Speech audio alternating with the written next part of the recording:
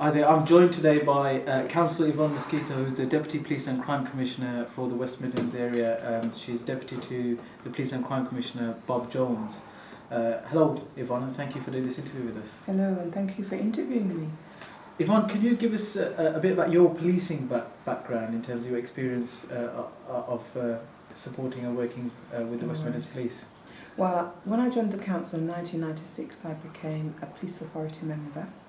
And so I have, I'd say, 12 years of police authority experience, which has a strategic role in policing. So under the police authority, we set the budget, we created a policing plan, and we hired and fired the chief constable and deputy and assistant chief constables. That's now changed as Bob is the police and crime commissioner, I'm his deputy. Bob will hire the chief constable.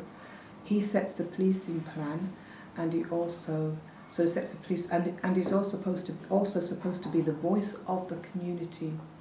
And in being the voice of the community, you have to go out and hear what the community is saying. So what Bob says is that I bring back the voice to the police, and so it's all about strategic stuff. It's more he's not a police officer.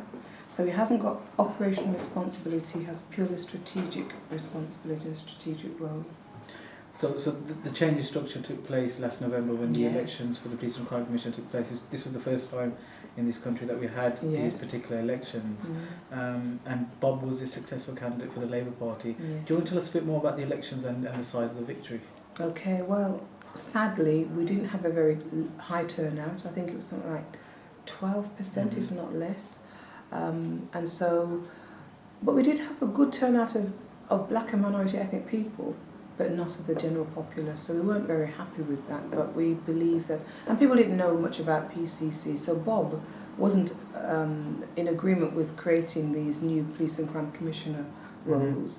And whilst he stood, it's because he was the best person to stand. He felt it was just a waste of public money.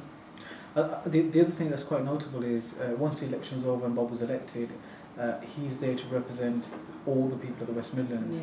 And within his strategic board, he's got representatives of all the political parties. What is the makeup of the strategic board?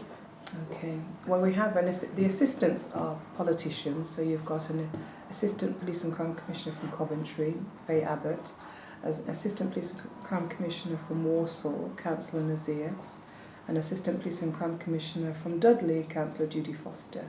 Then the non-exec members are Brendan Connor, who actually ran in the as the deputy with another candidate, and then there is Tim Sorden, who is a Conservative. Then there was Kath Hannon, who actually was one of the contenders as well, and she was an independent. And then you have Hernie, who is a Liberal Democrat and is a councillor. So Bob has tried to recreate a mini version of the police authority. So he doesn't take decisions by himself, he takes the decisions with the strategic board advising him. So he's incorporated all the political parties as well as independents and business reps. That's fantastic. And the final question is, we've recently had the demonstrations, the 20th of July demonstrations in Birmingham. And Bob revealed at a meeting in the council house, in the Birmingham council house, that the cost of this operation was at least £1 million and can be as high as £2 million once the investigation is complete. What do you have to say at a time when we've got hugely depleted budgets, that we're having to fork out £1 million to £2 million for a group of individuals who've come mainly from outside this city to divide and spread violent hatred? Well, first of all, the financial cost has been too much. This is a democratic country, everyone has the right to protest. But what we do object to is people who are coming to try to create division and spread hate and all sorts of vile things.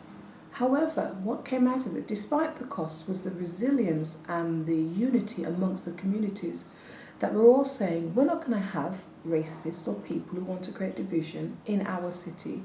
And I was pleased that we didn't have the people wasting their time doing the counter protest. I was pleased with the response of all of the communities around this. White, black, Asian, everyone was against the EDL. So as you say, the EDL came from outside of Birmingham, not in Birmingham. And we remain a very strong community, despite others trying to create, divide us. And I think that's down to the work that we've had in the Equalities Department, people like yourself, Waseem, former councillors who've been committed to bringing communities together. And one thing I can say to you is that Councillor Waseem represents the future of our young people, because he transcends cultures and religions. He's actually a human being first and foremost, and that's what we are very pleased with. Child of God, of course, because I believe in God as well, but you've transcended all of the divisions that people have tried to create. Clinton talked about the labels. We like to put people in boxes and labels. Well, I'm glad that you have not done that, and that you've risen above all of that, and we look forward to you leading us in the future, Waseem. Thank you.